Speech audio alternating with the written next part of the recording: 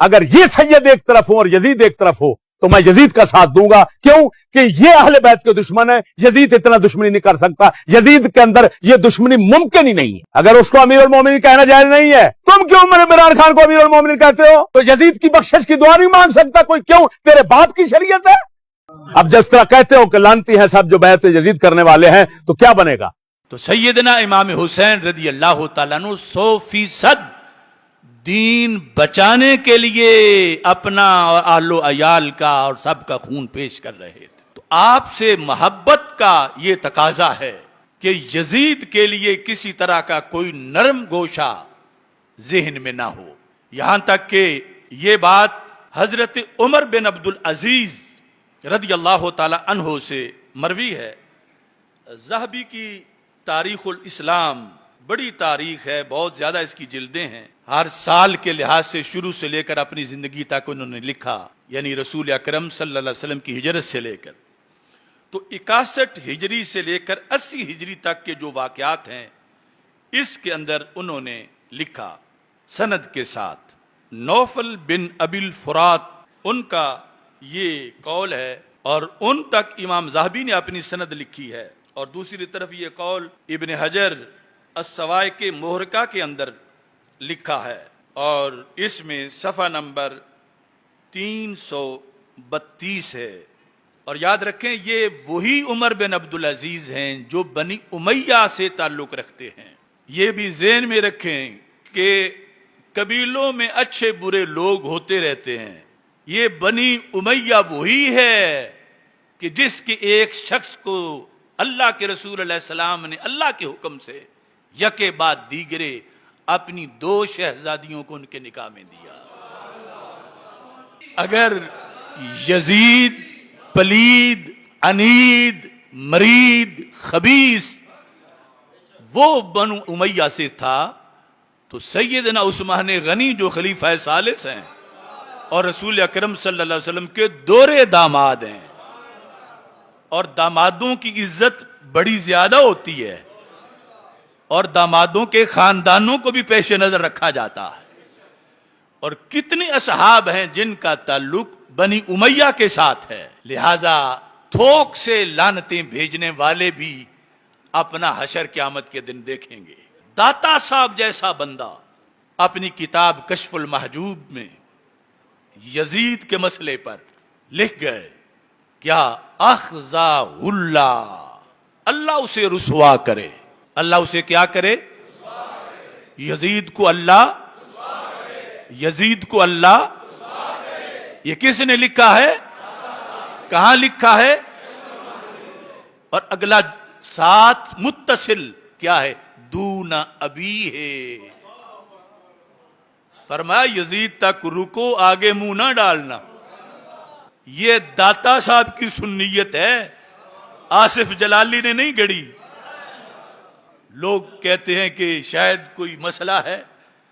ہمیں مسئلہ صرف یہی ہے کہ سنیت کو کوئی نہ لوٹے, سنیت پر کوئی حملہ نہ کرے.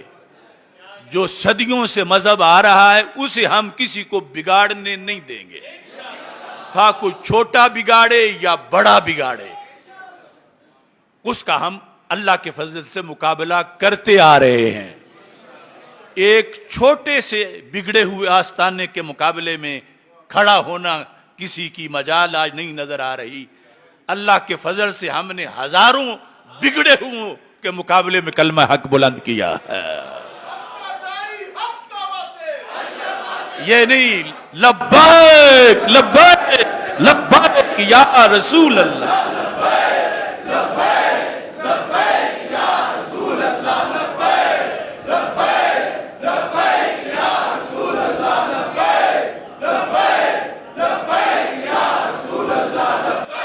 اب دیکھیے سند کے ساتھ نوفل کیا کہتے ہیں؟ کنت عند عمر بن عبد العزیز, میں حضرت عمر بن عبدالعزیز رضی اللہ تعالی عنہ کے پاس تھا, بیٹھا تھا. جن کو روافض بھی آ کے گالیوں میں کچھ چھوٹ دے جاتے ہیں کبھی, لیکن ان کا تو مذہبی گالیاں دینا ہے.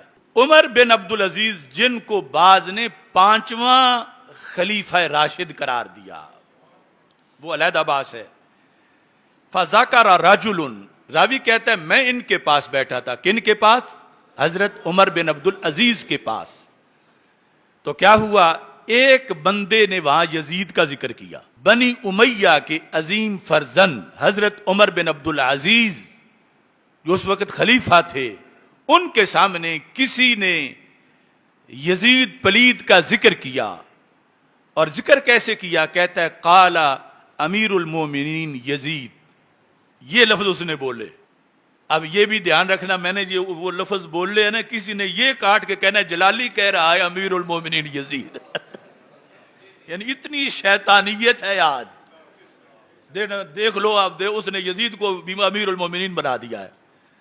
تو اس بندے نے جو حضرت عمر بن عبد العزیز کے پاس بیٹھا تھا، اس نے ذکر کیا یزید کا، اور لفظ ساتھ لقب یہ امیر المومنین یزید۔